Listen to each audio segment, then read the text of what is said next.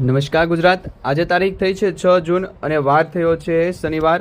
આજના દિવસે ગુજરાત રાજ્યની અંદર ફરી એક વખત વરસાદ પડવાને લઈને આગાહી દર્શાવવામાં આવી રહી છે। ગઈકાલે મિત્રો તમે જોયું હતું એ પ્રમાણે 5 તારીખના રોજ ગુજરાતના લગભગ 15 જિલ્લાની અંદર વરસાદ પડ્યો છે। હવે આજે 6 તારીખ થઈ છે એટલે કચ્છ લાગુના વિસ્તાર, સૌરાષ્ટ્ર અને કચ્છથી દક્ષિણ ગુજરાતના જેટલા પણ જિલ્લાઓ છે તમામ જિલ્લાઓની અંદર વરસાદ પડવાને લઈને માહિતી મળી રહી છે। આજના હવામાન સમાચારની અંદર ગુજરાત રાજ્ય સાથે સાથે બીજા અન્ય રાજ્યોની અંદર પણ વાતાવરણની અંદર એકાએક મોટો પલટો આવવાનો છે, વરસાદ પડવાનો છે અને હવામાન વિભાગ દ્વારા આ અંગેની માહિતી પણ આપણને આપી દીધી છે। જાણીતા હવામાન નિષ્ણાંત અંબાલાલ પટેલ અને પરેશભાઈ ગોસ્વામીએ ત્યાં સુધીની આગાહી આપી છે કે આજથી ગુજરાત રાજ્યની અંદર લગભગ 7 દિવસ સુધીની જે છે આગાહી વ્યક્ત કરવામાં આવી છે। આ 7 દિવસ આવનારા જે છે એ ભારે રહેવાના છે, ભારે પવન સાથે વરસાદ પડશે અને પવનની ગતિ જે છે એ મિત્રો તમે જોયું છે એ પ્રમાણે સામાન્ય પવનની ગતિ 40 કિલોમીટર પ્રતિ કલાકની ઝડપ સુધીની રહે છે, પરંતુ આજથી ગુજરાત રાજ્યની અંદર વરસાદનો નવો રાઉન્ડ જે કહી શકાય તો દક્ષિણ ગુજરાત, મધ્ય ગુજરાત અને સૌરાષ્ટ્ર પૂર્વ ગુજરાતના જેટલા પણ જિલ્લાઓ છે ત્યાં પડવાનો છે। એટલે આ વરસાદનો નવો રાઉન્ડ જે છે એ ચોમાસાની ગતિવિધિને આગળ વધારશે।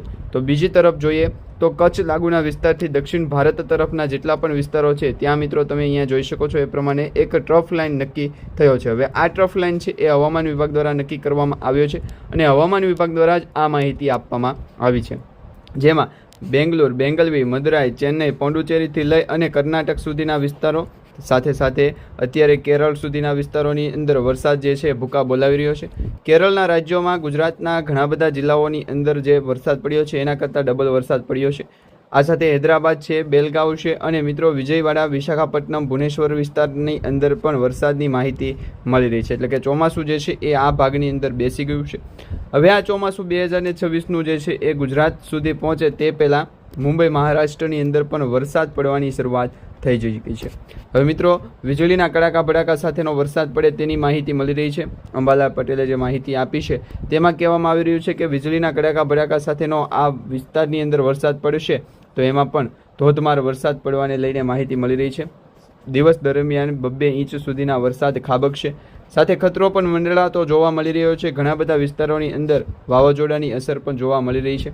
આ સાથે અરબ સાગરના દરિયાની અંદર જ્યારે લો પ્રેશર સિસ્ટમ સક્રિય થઈ અને હવામાન વિભાગ દ્વારા જ્યારે માહિતી આપવામાં આવી ત્યારે સેટેલાઇટ ઇમેજના આપણે સમાચાર જોઈએ તો આ મિત્રો સેટેલાઇટ ઉપરથી આવેલા ઇમેજના સમાચાર છે કે ગુજરાત સાથે સાથે મધ્ય ભારત અને પૂર્વ ભારતના લગભગ 7 થી 8 રાજ્યો એવા છે કે ત્યાં ચોમાસાના વરસાદની જે છે એ સૌથી મોટી આગાહીઓ જોવા મળી રહી છે।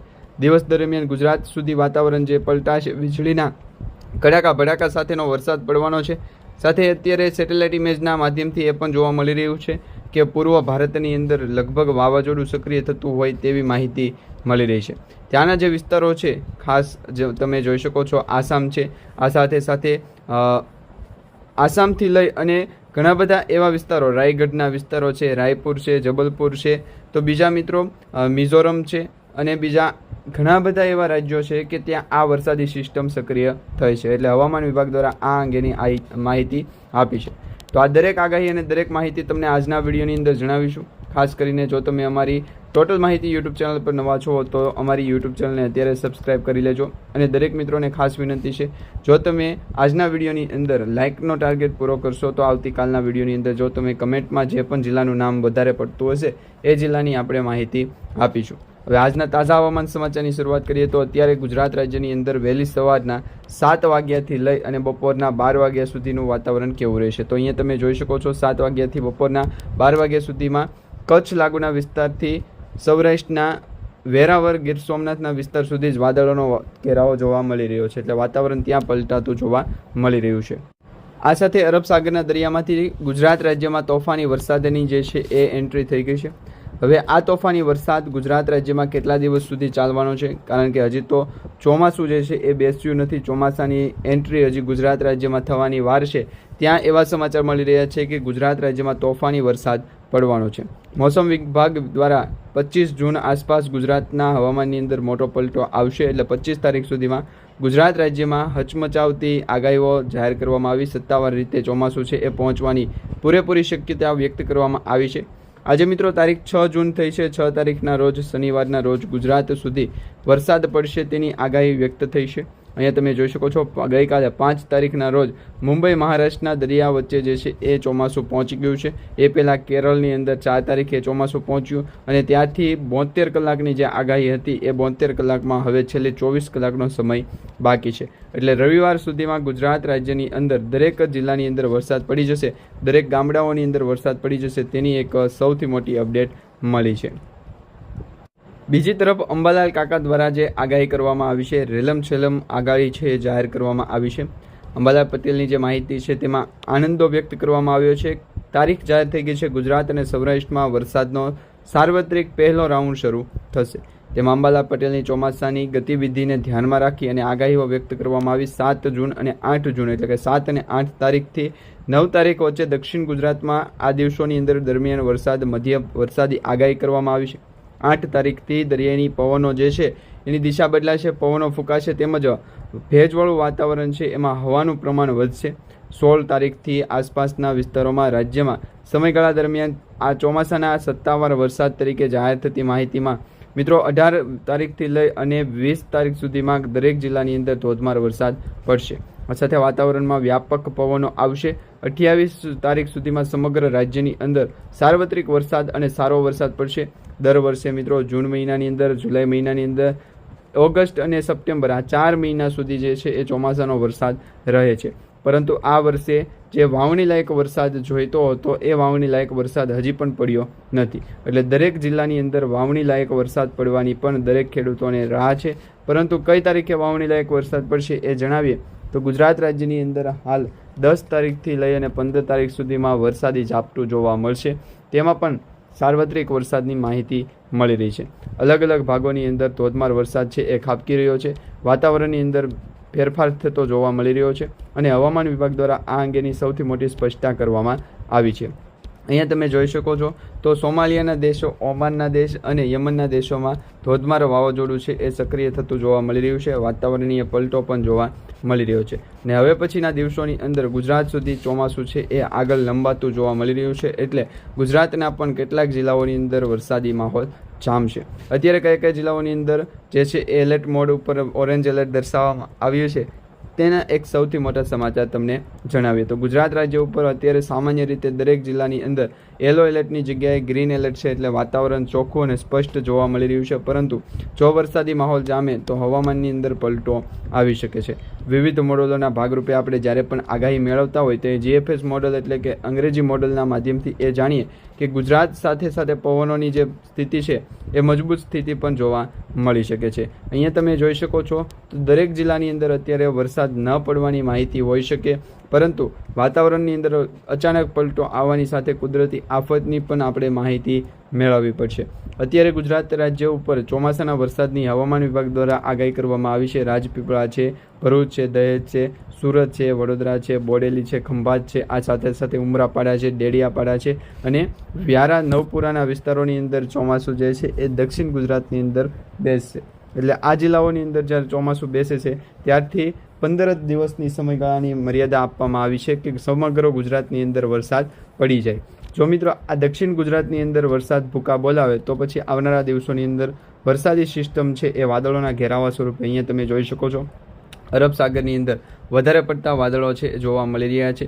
એટલે વધારે પડતા વાદળો એટલા માટે જોવા મળી રહ્યા છે કે વરસાદી સિસ્ટમ ત્યાં ફૂલ એક્ટિવ છે. હવે જીએફએસ મોડલ, ECMWF મોડલ અને આઇકોન મોડલના માધ્યમથી જોઈએ તો જીએફએસ મોડલની સર્વપ્રથમ આપણે આગાહી જોઈ લઈએ તો આજે 6 તારીખના રોજ જીએફએસ મોડલ દ્વારા જે માહિતી આપવામાં આવી છે એમાં એક વાદળોના ઘેરાવાનો જે હારમાં છે એ તમે અરબ સાગરના, સોમાલિયાના દેશ, યમનનો દેશ અને ઇથોપિયાના દેશોના દરિયાકાંઠાના જે વિસ્તારો છે ત્યાંથી દરિયાના ભાગમાંથી અરબ સાગરના દરિયાના ભાગ સુધી એટલે ગુજરાત રાજ્યના દરિયાના ભાગ સુધી વાતાવરણીય પલટો છે જોવા મળી રહ્યો છે. આ વાદળોનો ઘેરાવો જે છે એ વરસાદ લાવી શકે છે. તેની એક સૌથી મોટી અપડેટ આપણને મળી રહી છે આજે. એટલે કે મિત્રો 6 જૂનના રોજ ગુજરાત રાજ્ય માટે 24 કલાક માટેનું ભારેથી અતિભારે પવન સાથે વરસાદની આગાહીનું એલર્ટ જાહેર કરવામાં આવ્યું છે.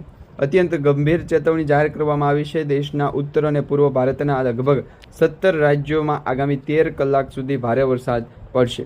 તોફાની વાવાઝોડા સાથેની આગાહી પણ છે અને હાલ હવામાન વિભાગના લેટેસ્ટ અપડેટ મુજબ આ દરમિયાન પવનની ગતિ જે છે 80 કિલોમીટર પ્રતિ કલાકની ઝડપથી 90 કિલોમીટર પ્રતિ કલાકની ઝડપ સુધીની પહોંચી શકે.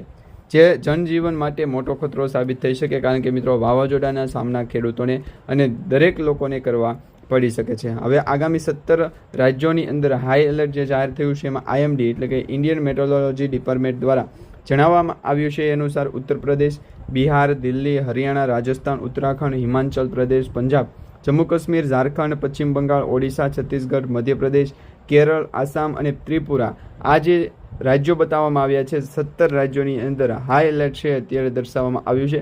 વાતાવરણમાં મોટો પલટો આવવાની આગાહી દર્શાવવામાં આવી. આ રાજ્યોની અંદર અનેક વિસ્તારોમાં ભારે વરસાદી સાથે વીજળીના કડાકા પડાકા સાથેની પણ સંભાવનાઓ છે એ હવામાન વિભાગ દ્વારા વ્યક્ત કરવામાં આવી છે.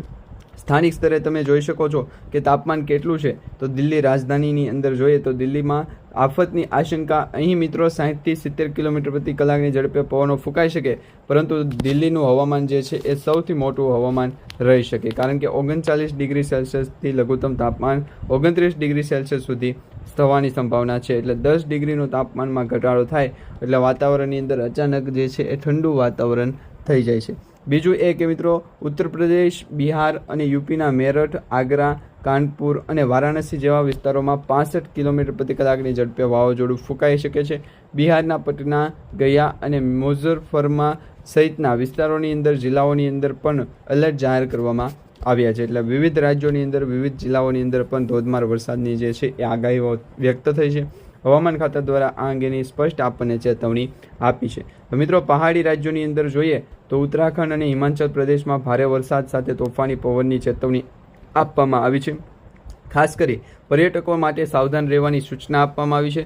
તંત્રની એ પણ સલાહ છે કે હવામાન વિભાગ દ્વારા જ્યારે પણ સ્પષ્ટ કરવામાં આવે છે તો આ તોફાની પવનથી મોટા વૃક્ષો પડી શકે, લોકોને ખુલ્લા મેદાનમાં ન જવાની અને બિનજરૂરી મુસાફરી ટાળવાની સલાહ આ 17 રાજ્યોમાં આપવામાં આવી છે. એટલે કે વીજળીના કડાકા ભડાકા સાથે જો ધોધમાર વરસાદ પડ્યો હોય તો હવામાન વિભાગ દ્વારા આ પહેલેથી સાવચેતી આપવામાં આવી છે.